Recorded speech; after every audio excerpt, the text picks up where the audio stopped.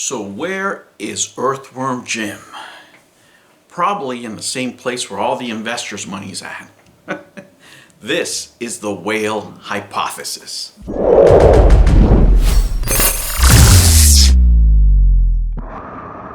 Hello humans, and welcome to another episode of Gen X Gamer. Today, the whale hypothesis. Where is Earthworm Jim? You know, hopefully today we can answer a lot of questions. What I'm about to say is hypothesis, conjecture, based on the information that we have so far. Now, I've been listening a lot to what Smash JT has been saying in his latest videos, and specifically what he said about Earthworm Jim.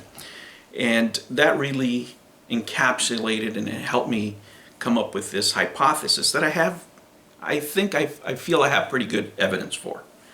All right? There's a thing called flipping businesses, right? And it's not uncommon, right? You can start a business for the specific purpose of reselling it, right? Of selling it to somebody bigger. Now, there's several ways of doing this. Probably the best way that I've seen so far is to get the whale first. Ask the whale what they want and then go find it, right? And you can come up with an agreement even before you develop this business. You can say, okay, well, what is it that you want to own? In this case, you could say, well, I want to own a console. I want to make a console. Okay, great. You know, what kind of target, what is it that you want? And then you come up with a budget.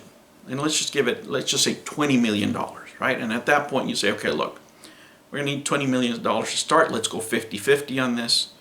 I'm going to put in my 10. You put in your 10. Let's sign an agreement and go forth, right? Maybe he gives you a deposit.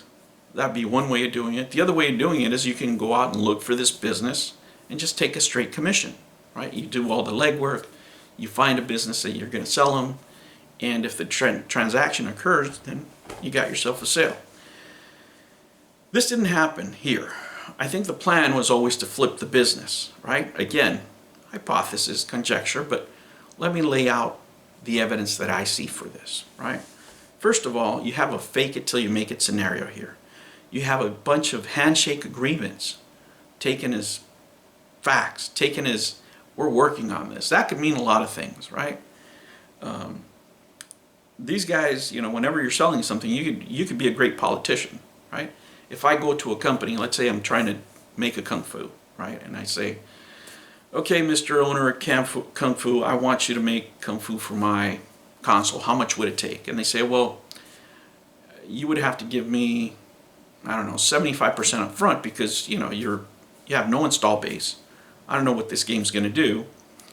So, and it's very specific to that platform, so on and so forth.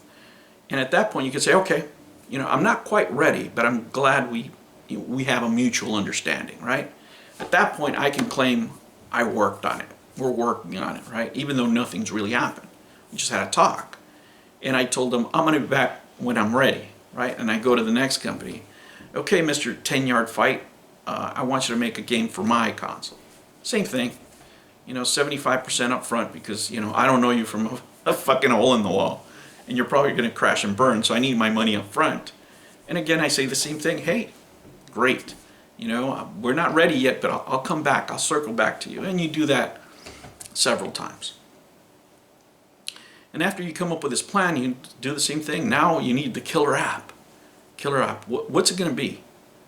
Earthworm Jim 4. Oh, awesome. Great. Amazing.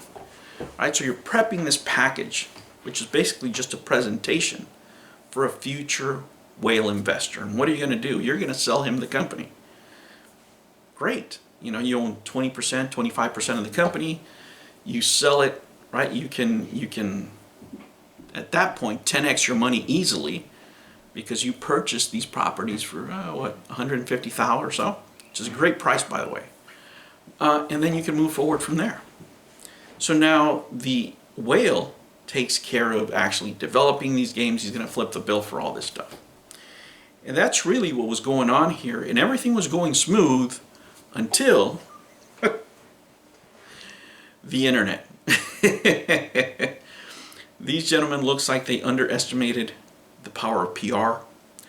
Definitely the CEO was not ready to become the voice of a company. You know, being in the spotlight is not the same as being a CEO. It's not the same as doing PR, right? When you're doing PR, everything has to be prepared for you. When you say something, it has to be written down ahead of time. You don't just fly off the handle and say anything, which is what happened here, because the internet remembers everything and they're going to hold you to what you say. And not only that, it's it's not the friendliest place either, right? But you have to remember that YouTube is the second largest search engine. When people don't get it on Google, they go straight to YouTube.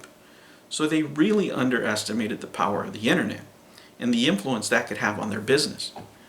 They also underestimated the power of whales.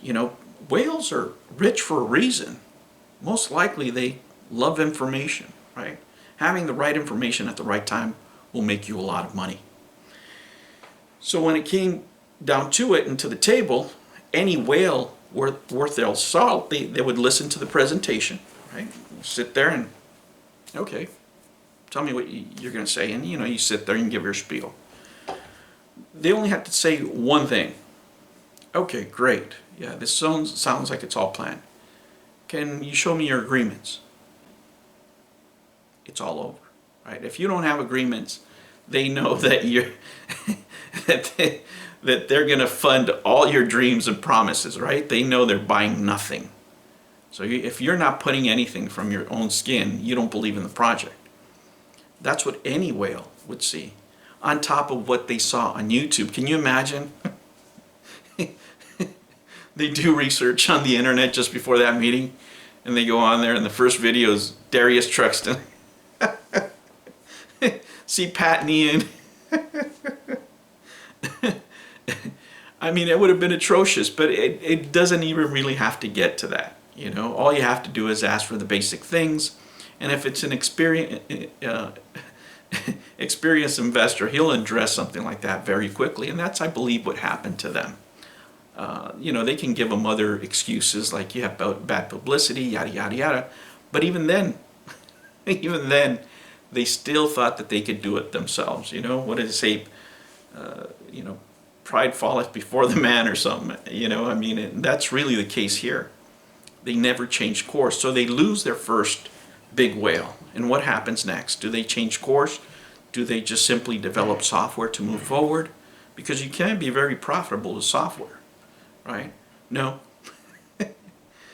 They started doing something they said they wouldn't do, which is crowdfunding, right? You can call it at first investing. You can get technical with it, but basically they were looking for other investors. They were basically creating their own whale. And they got the money. They could have moved forward from here. They could have invested the money in the games. Now, there's a lot of people out there making excuses of why these games aren't done. They didn't have the money, budget, yada, yada, yada. No, they had the money and the budget to do it. Now, to be fair, the only ones making excuses are really just investors trying to make excuses for having incompetent personnel, right? And I'm going to give you some clear examples of how far these people have actually underperformed. Let's look at Braid, for example, a game that has made millions, made by a single person with $200,000 of his own money, right? Just a single person. Here's another single person game, Bright Memory. One guy working on this beautiful, beautiful game on his spare time. He sold over 500,000 copies on Steam for $19.99, right? I mean, I can go to another example. Outlast, budget $1.36 million. Something that these guys have had. Can you imagine putting $1.36 million of that money that they got into making Cloudy Mountain or Night Stalker? Can you imagine the results? What if they actually put $2 million into Earthworm Jim, which is around the budget that Rocket League had? Can you imagine that? I mean, what could have been? The possibilities, it's just endless. Stardew Valley, just look at these graphics. Could the Amico make these? Yeah. Can they develop a game that could be put in other platforms? Yeah. Stardew Valley, made by a single person, has raised over $30 million in different platforms. I'm giving you example after example here of how far this team has underperformed. Terraria, made by has made millions and millions of dollars with a studio of 13 people. So there is no excuses for these people to underperform this bad. The reason none of these games were made with these kind of budgets is very simple. They were never meant to be made. The only games that are made are the ones that were subsidized, right? But anything of worth was never made because they used the money on payroll. Look at the people that work at the company. Are there family members working in there? I would have to bet that there's a few in there. It just became a glorified Patreon. If you wanted to, you can make great games that you could put across multiple platforms and you can make money. But that was never the purpose of this company. You think $2 million would have been enough for Earthworm Jim? For a basic platform for Chapter 1? Of course it would have. You would have had your killer app and you would have had your console. Smaller release, but they went too big. Why did they go too big? It's a simple explanation. They were looking for a bigger whale. When you're over leveraged and you're greedy, this is always what happens. Because now you're spending other people's money. It's not fake it till you make it anymore. Now you're living on credit. That's really what you're doing. And by giving this company more money, you're just giving a shopaholic a credit card. That's all you're doing. And why do we have the games that we have? Well, those are the games that were subsidized, right? And we never got the killer apps. Can you imagine if they really put metal to the floor and said, okay, this is what we're going to release. We're going to start with Earthworm Jim. We're going to start with Cloudy Mountain. And we're going to start with Night Stalker. Those are 3 released games. So if they wanted to, they could have made a lot better products out there for the public.